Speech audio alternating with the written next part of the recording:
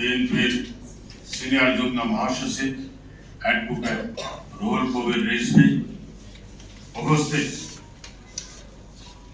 আজকে জাতীয়তাবাদী তাঁতি দল কেন্দ্রীয় কমিটির সদস্য সচিব হাজি মজিবুর রহমান উপস্থিত, জাতীয়তাবাদী মৎস্যজীবী দলের জাতীয়তাবাদী তাঁতি দল কেন্দ্রীয় কমিটির যুগ্ম আহ্বায়কবৃন্দ এবং সদস্যবৃন্দ, ছাত্রদল, যুবদল, কৃষক দল, স্বেচ্ছাসেবক দল, অন্যান্য অঙ্গ সংগঠনের নেতৃবৃন্দ, আসসালামু আলাইকুম। উপস্থিত নেতৃবৃন্দ, আজকে যেই বইটি প্রকাশনা হয়েছে, আমি বলবো আমরা সবাই সেই বইটি নিয়ে আমরা পড়ব, অ্যানালাইসিস করব। শহীদ প্রেসিডেন্ট জিয়া রহমান কি ছিলেন? উনি ছিলেন গণমানুষের নেতা, গণমানুষের জিয়া।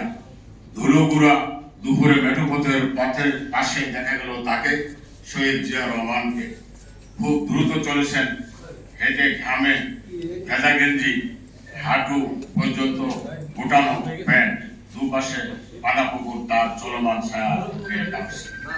বিশ্বের রাজনৈতিক ইতিহাসে এক এক যুগে এক একজন মহামানব জন্মগ্রহণ করেন, তার নাম শহীদ প্রেসিডেন্ট জিয়াউর রহমান। উপস্থিত নেতৃবৃন্দ, ঘুমন্ত বিষাদময় প্রেক্ষাপটে উল্কা পিণ্ডের ন্যায় আবির্ভূত হয়ে জাতির হাল ধরেছেন দৃঢ়হস্তে শহীদ প্রেসিডেন্ট জিয়াউর রহমান। জাতিকে দীপ্ত কণ্ঠে অনুপ্রাণিত করেছেন শুক্লা সুজলা শস্য শ্যামলা বাংলা ভূমির সেই দেশপ্রেমী নির্ভীক বীর উন্নয়নকামী মহান নেতা হচ্ছেন শহীদ প্রেসিডেন্ট জিয়াউর রহমান। যেহেতু আজকে সময় নেই, আমি আরো বলার ছিল, রিজভী ভাই আসছেন 2টার সময়, আমাদের নিউজটা কভার করতে হবে, তাই আমার বক্তব্য সংক্ষিপ্ত করে দেশনেত্রী বেগম খালেদা জিয়ার নিঃশর্ত মুক্তি চেয়ে, দেশনায়ক জনাব তারেক রহমানের মিথ্যা মামলা প্রত্যাহার চেয়ে আমি আমার বক্তব্য শেষ করছি। উপস্থিত নেতৃবৃন্দ, জাতীয়তাবাদী তাঁতি দলের অনেকের নাম এখানে বলা হয় না, কিছুক্ষণ পরে হয়তো ওনাদের নামগুলা ঘোষক বলে দিবেন এবং অন্যান্য নেতৃবৃন্দের নাম বলে দিবেন। আমার বক্তব্য সংক্ষিপ্ত করছি। আল্লাহ হাফেজ। বাংলাদেশ জিন্দাবাদ।